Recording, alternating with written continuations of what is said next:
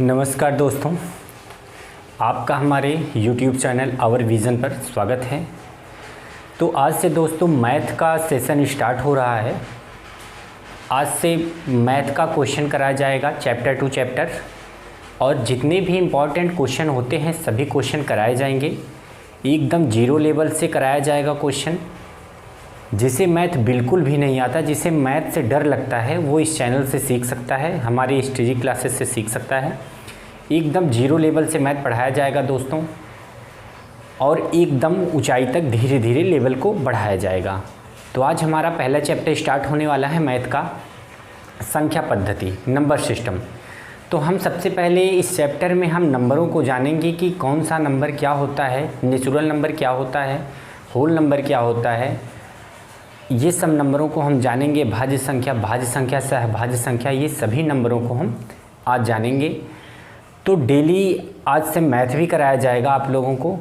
तो सबसे पहले आज हम चलिए नंबर सिस्टम की तरफ चलते हैं।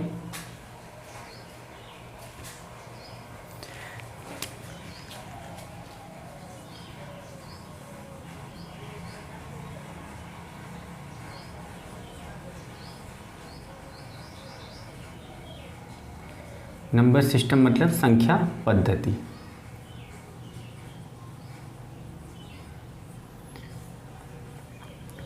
तो आज का हमारा चैप्टर है संख्या पद्धति।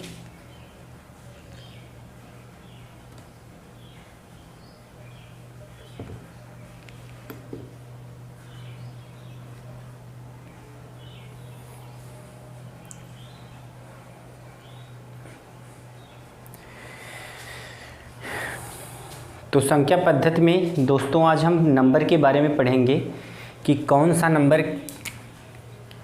नंबर को हम क्या कहते हैं। तो सबसे पहले हम जानेंगे नेचुरल नंबर मतलब प्राकृतिक संख्या। सबसे पहले हम प्राकृतिक संख्या के बारे में जानेंगे। तो सबसे पहले प्राकृत संख्या। तो प्राकृत संख्या क्या होता है दोस्तों, प्राकृत संख्या कौन कौन सी होती हैं, तो उसके बारे में पहले हम विस्तृत जानकारी लेंगे। तो प्राकृत संख्या दोस्तों एक से स्टार्ट होती है। 1, 2, 3, 4, 5, 6, 7, 8 मतलब डॉट अनंत तक। मतलब इसमें हम देख रहे हैं कि प्राकृत संख्याओं में 1, 2, 3, 4, 5 ये इसमें 1 से लेकर स्टार्ट है और ये अनंत तक गया है। कहने का तात्पर्य यही है दोस्तों कि जितने भी नंबर होते हैं, जीरो को छोड़कर जितने भी नंबर होते हैं वो सभी प्राकृत संख्याएं होती हैं, हमारी नेचुरल नंबर। तो प्राकृत संख्या क्या होती है दोस्तों, प्राकृत संख्या हमारी 1 से स्टार्ट होती है और अनंत तक चलती है।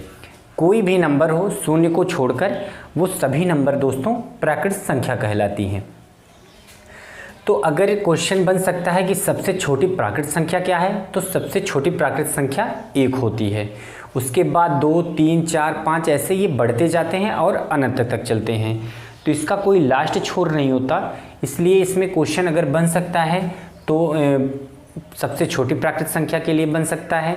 वैसे एग्ज़ाम में डायरेक्ट तो ये नहीं पूछा जाता कि प्राकृत संख्या कौन सी है, प्राकृत संख्या कौन सी नहीं है। ये प्राकृत संख्या जैसे आपको औसत चैप्टर में पूछ सकता है कि डायरेक्ट पूछ सकता है कि 1 से लेकर 10 प्राकृत संख्याओं का औसत बताइए, या मतलब 100 तक की प्राकृत संख्याओं का औसत बताइए। इस तरीके से आपसे पूछ सकता है। अगर आप प्राकृत संख्या नहीं जानते रहेंगे कि कहाँ से स्टार्ट होती है तो इसका आंसर आप नहीं दे पाएंगे। तो प्राकृत संख्या के बाद एक दूसरी संख्या होती है जिसे हम होल नंबर कहते हैं, पूर्ण संख्या।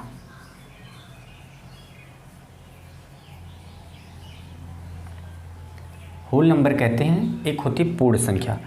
तो पूर्ण संख्या क्या होती है दोस्तों, पूर्ण संख्या का मतलब इसके हेडिंग में ही इसका आंसर छिपा हुआ है। पूर्ण संख्या का मतलब होता है कि पूरी संख्या।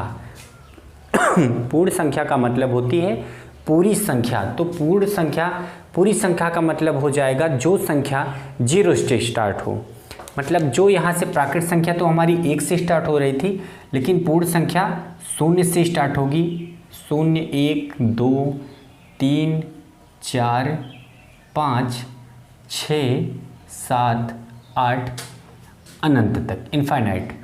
मतलब प्राकृत संख्या 1 से स्टार्ट होती है और पूर्ण संख्या 0 से स्टार्ट होती है। बस थोड़ा सा यही इतना अंतर है इसमें दोस्तों कि प्राकृत संख्या जो हमारी होती है वो 1 से स्टार्ट होती है और पूर्ण संख्या 0 से स्टार्ट होती है। इसके नाम में ही इसका आंसर छिपा हुआ है। पूर्ण का मतलब होता है पूरा, तो पूरा हमारा 0 से शुरुआत होगा।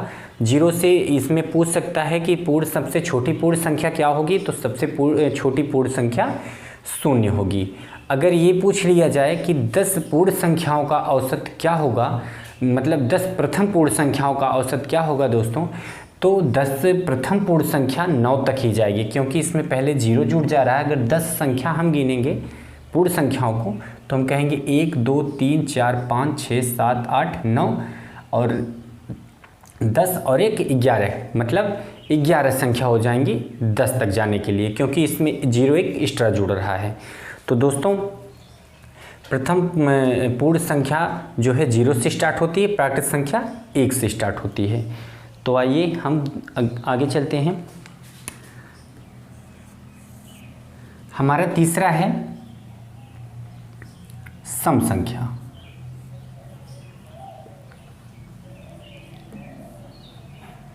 सम संख्या क्या होता है दोस्तों? सम संख्या ऐसी संख्याएं होती हैं जो 2 से पूर्णतः विभाजित हो जाती हैं। सम संख्याएं ऐसी संख्या होती हैं जो 2 से पूर्णतः विभाजित हो जाती हैं या 2 के टेबल में आती हैं, 2 के पहाड़े में आती हैं। तो सम संख्याओं को अगर हम 2 से देखेंगे, हमारी परिभाषा यही है। सम संख्या देखो 2 4 6 8 10 12 14 16, मतलब अनंत तक। ये भी अनंत तक जाती है। सिर्फ फ़र्क इतना है सम संख्याओं में दोस्तों, सम संख्या जो है 2 से पूर्णतः विभाजित होती हैं। जो भी संख्याएं 2 से पूर्णतः विभाजित होती हैं वो सभी संख्याएं सम संख्याएं कहलाती हैं। हमें पता है कि सम संख्या 2 4 6 8 10 12 14 और 16 है। तो इसका मतलब इससे एक परिभाषा निकल के आता है, ऐसी सभी संख्याएं जो 2 से पूर्णतः विभाजित हो जाएं या 2 के पहाड़े में आएँ, वे सभी संख्याएं सम संख्या कहलाती हैं। तो आपने अभी तक प्राकृत संख्या, पूर्ण संख्या और सम संख्या के बारे में देखा। अब आगे हम चलते हैं विषम संख्या। चौथा है हमारा विषम संख्या।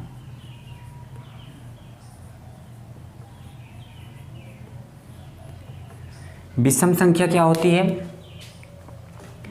विषम संख्या आपका 1 हो जाएगा, 3 हो जाएगा, 5 7 9 11 13 15 17, ये भी अनंत तक जाएगी। अब दोस्तों यहाँ पर हम देखते हैं कि सम संख्या ऐसी सभी संख्याएं जो 2 से पूर्णतः विभाजित हो जाएं वो सम संख्या कहलाती हैं।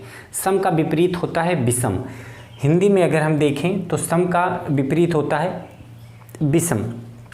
तो यहाँ भी गणित में भी इसका विपरीत ही होगा। अगर सम में सभी संख्याएं जो 2 से विभाजित होती हैं वो सम कहलाती हैं, तो विषम में होगा कि ऐसी संख्याएं जो 2 से नहीं कटती हैं पूर्णतया वह विषम कहलाती हैं। या हम ये कह सकते हैं कि सम संख्याओं को छोड़कर जितनी संख्याएं बचती हैं वो सभी क्या कहलाती हैं? विषम संख्या कहलाती है। अगर हम सम संख्या में देखें तो सबसे छोटी सम संख्या 2 है, लेकिन विषम में देखें सबसे छोटी संख्या 1 है। और एक क्वेश्चन विषम से और बन सकता है कि सबसे छोटी अभाज्य विषम संख्या कौन सी है? तो सबसे छोटी अभाज्य विषम संख्या 3 है। और अगर सम संख्या में पूछा जाए कि सम संख्या में ऐसी कौन सी संख्या है जो अभाज्य है, तो सम संख्या में 2 एक ऐसी संख्या है जो अभाज्य भी है, क्योंकि 2 का सिर्फ एक ही गुणनखंड होता है, सिर्फ 2।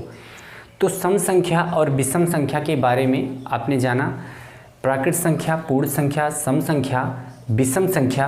अब हम आगे जानेंगे 5वां भाज्य।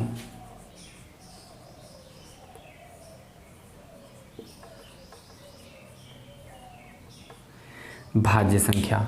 तो भाज्य संख्याएं कौन कौन सी संख्याएं होती हैं दोस्तों?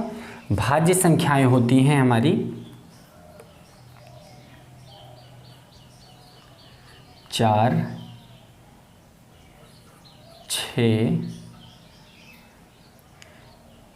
4 6 8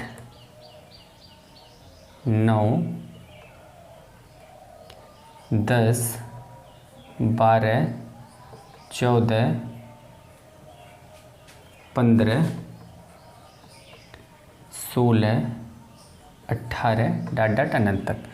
अब देखिए दोस्तों, भाज्य संख्याएं कौन सी संख्याएं होती हैं? 4 6 8 9 10 12 14 15 16 18 और अनंत तक जा रही हैं। अगर हम ऊपर की तरफ देखें, बाकी के सभी संख्याएं जो थे उनका गैप बिल्कुल समान था, वो समांतर श्रेणी में है। जैसे प्राकृत संख्याओं को देखें हम तो 1 2 3 4 इन संख्याओं के बीच में एकदम समान गैप है। पूर्ण संख्या में देखें 0 1 2 3 4 5 6 7 8 9 10, मतलब इस संख्या के बीच में एक समांतर श्रेणी है, मतलब समान गैप है। सम संख्या में हम देखते हैं तो 2 2 4 2 6 2 8 2 10 2 12 2 14 2 16, मतलब इसमें 2 2 का गैप है और इसमें भी गैप समान है। और अगर हम विषम संख्या पर जाते हैं दोस्तों, तो विषम संख्या पर भी हम देखते हैं तो इसमें 1 2 3 2 5 2 7 2 9 2 11 2 13, इसमें भी दोस्तों 2 2 का गैप है और ये गैप बिल्कुल समान है। लेकिन जैसे ही हम भाज्य संख्या की तरफ आते हैं तो यहाँ पे देखते हैं 4 2 6 2 8, फिर 8 के बाद इसमें यहाँ तक तो 2 2 प्लस हुआ, लेकिन उसके बाद 1 प्लस हुआ, फिर 1 प्लस हुआ, फिर 2 फिर 2 फिर 1, ऐसे करके इसमें मतलब ये अनलिमिटेड है। इसका कोई भी निश्चित नहीं है कि 2 का गैप होगा, कि 3 का गैप होगा, कि 1 का गैप होगा। तो इसका मतलब एक चीज़ और हमें पता चला यहाँ पर कि ये जो संख्याएं हैं, ये वाली प्राकृत से लेकर विषम तक की, प्राकृत से लेकर विषम तक की जो संख्याएं हैं, ये तो प्राकृत, पूर्ण, सम और विषम, इसका अलग अलग एक तो डिफिनेशन तो है ही, परिभाषा, लेकिन ये सब कुछ होते हुए भी एक समानांतर श्रेणी वाले हैं।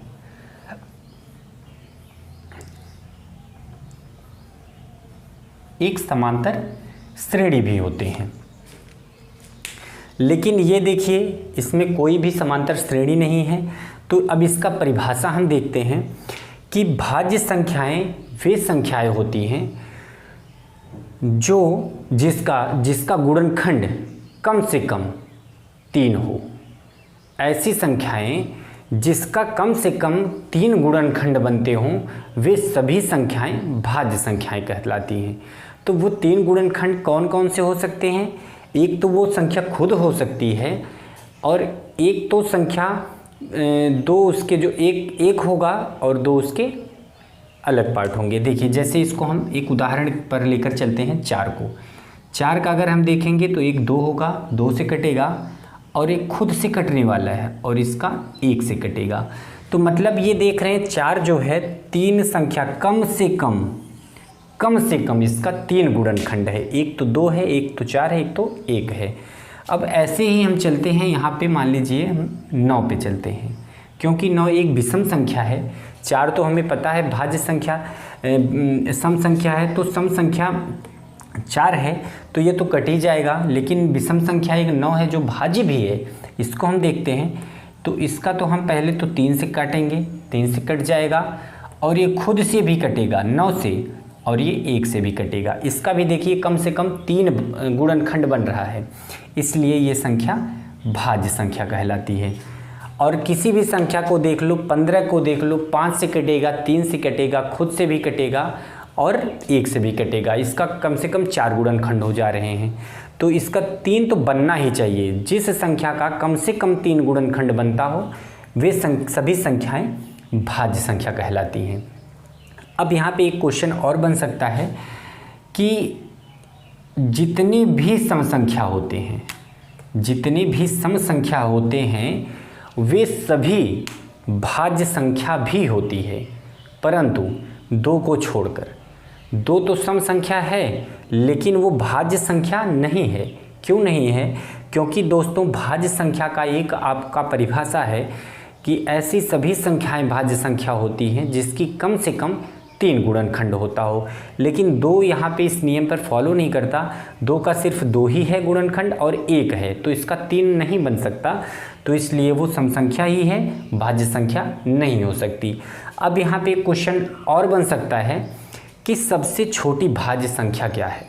तो यहाँ पे दोस्तों बहुत लोग कंफ्यूज हो जाते हैं, 2 लगा देते हैं, लेकिन ये ध्यान में रखना कि सबसे छोटी भाज्य संख्या जो होती है वो 4 होती है। तो हम आगे चलते हैं। आगे है संख्या अभाज्य। अभाज्य संख्या। तो अभाज्य संख्या क्या होता है दोस्तों? अभाज्य संख्याएं ऐसी संख्याएं कि जिसका गुणनखंड ज़्यादा से ज़्यादा, अभाज्य संख्याएं ऐसी संख्याएं होती हैं जिसका गुणनखंड ज़्यादा से ज़्यादा 2 ही हो। मतलब 2 संख्या, ज़्यादा से ज़्यादा 2 का मतलब यही है कि जैसे हम एक नंबर लिखते हैं, या कम से कम और ज़्यादा से ज़्यादा 2 होना चाहिए। 2,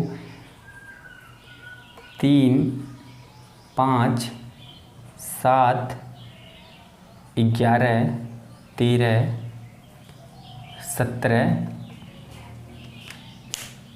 अब यहाँ पे देखिए कि 2, 3, 5, 7, 11, 13, 17 ये ऐसी संख्याएं हैं, या तो ये खुद से कट जाएंगी या तो 1 से कटेंगी, लेकिन इससे ज़्यादा इसका गुणनखंड नहीं बनने वाला है। देख लेते हैं इसको। 2 को देखिए, 2 का तो हम बताए थे या तो 2 बन सकता है या तो 1 बन सकता है, इससे ज़्यादा इसका गुणनखंड नहीं बनने वाला है। हम 3 को देखते हैं, 3 का भी यही हाल है, या तो 3 बनेगा या तो 1 बनेगा, इससे ज़्यादा इसका कुछ नहीं होने वाला है, ना ही इससे कम होगा। 5 का भी वही हाल है, 7 का, 11 का, 13 का और 17 का।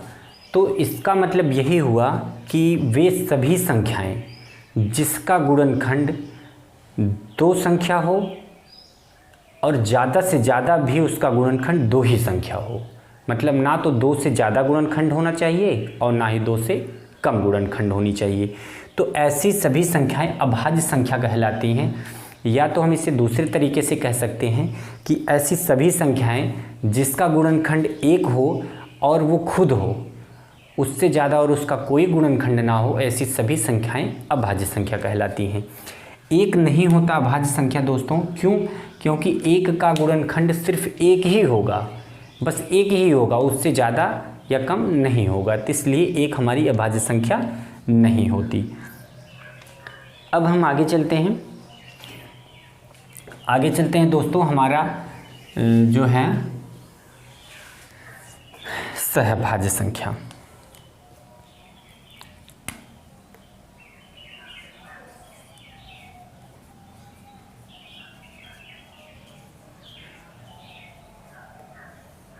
सहभाज्य, कोप्राइम नंबर। सहभाज्य संख्या का मतलब होता है कोप्राइम नंबर। तो सहभाज्य संख्याएं कौन सी संख्याएं होती हैं? सहभाज्य संख्याएं कौन सी संख्याएं होती हैं दोस्तों? सहभाज्य संख्या जो होती है हमेशा जोड़े में आती है। सहभाज्य संख्या का मतलब वो जोड़े में आती हैं। जैसे हम कह देते हैं 2 और 3 और 3 और 4,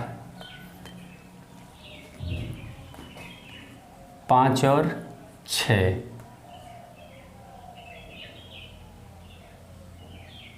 7 और 8। अब यहाँ पे एक चीज़ हम आप देख रहे हैं, यहाँ पर जो भी हमारी संख्याएं जोड़े में हैं सहभाज्य संख्याएं, इसमें से देखिए इसका सीधा सीधा एक ही मतलब होता है सहभाज्य।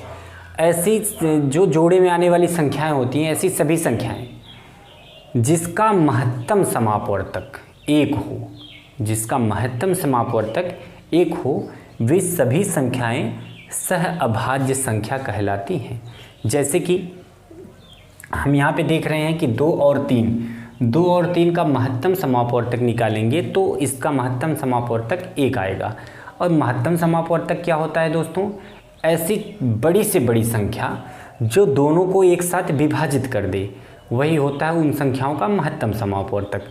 तो यहाँ पर हम देखेंगे 2 और 3 को सिर्फ एक ही ऐसी संख्या है जो काट सकती है 1 के अलावा इन दोनों को एक साथ कोई ऐसी संख्या नहीं है जो काट सकती है। इसलिए 1 इसका महत्तम समापवर्तक होगा। तो ये क्या हो जाएगा? सहभाज्य संख्या। सहभाज्य संख्याओं को जांचने का एक सबसे बढ़िया यही तरीका है कि उन संख्याओं का महत्तम समापवर्तक निकालो। अगर उन संख्याओं का महत्तम समापवर्तक 1 आता है तो वो सभी संख्याएं सहअभाज्य संख्या कहलाती हैं। अब जैसे कि हम उदाहरण पे इसको हम जांच के एक दिखाते हैं। जैसे इसको हम लेते हैं 5 और 6 को। अगर 5 और हम 6 का लघुत्तम निकालते हैं, महत्तम निकालते हैं, तो 5 1 के 5, अब यहाँ पे आया 1। अब इसमें 5 से 1 से भाग करेंगे तो 1 बचे 5। अब ये 1 से कट गया, तो 1 से 5 भी कट रहा है और 6 भी कट रहा है, इसलिए इसका महत्तम समापवर्तक 1 होगा। लेकिन अब वही हम एक दूसरी संख्या लेंगे, क्योंकि ये सहभाज्य संख्या है तो इसका महत्तम समापवर्तक 1 आ रहा है। लेकिन अगर एक संख्या हम ऐसी ले रहे हैं 2 और 4, 2 और 4 को अगर हम देखें तो 2 और 4 को हम देखेंगे 2 दूनी 4, ये कट जा रही है 2 से, तो 2 भी 2 से कट रही है, 4 भी 2 से कट रही है, इसका महत्तम समापवर्तक 2 हो जाएगा। तो ये सहभाज्य संख्या नहीं होगी। तो दोस्तों सहभाज्य संख्या क्या होती है ये आपको पता चल गया है।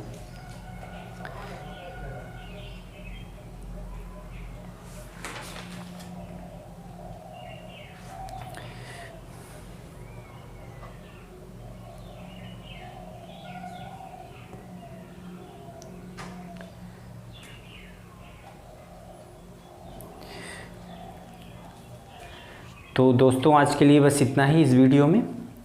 आज हम संख्याओं के बारे में जाने हैं। कल हम संख्या पद्धति का अगला पार्ट पढ़ेंगे। इसमें हम विभाज्यता का नियम पढ़ेंगे, भी विभाज्यता का नियम पढ़ेंगे, और लघुत्तम समापवर्तक, महत्तम समापवर्तक, इकाई अंक, नंबर्स ऑफ जीरो, ये सब बहुत सारे अभी इसमें पढ़ने हैं। तो आज इसका फर्स्ट क्लास था, पहला क्लास था। अगर वीडियो अच्छा लगा हो तो लाइक और सब्सक्राइब करिए, शेयर भी करिए। धन्यवाद।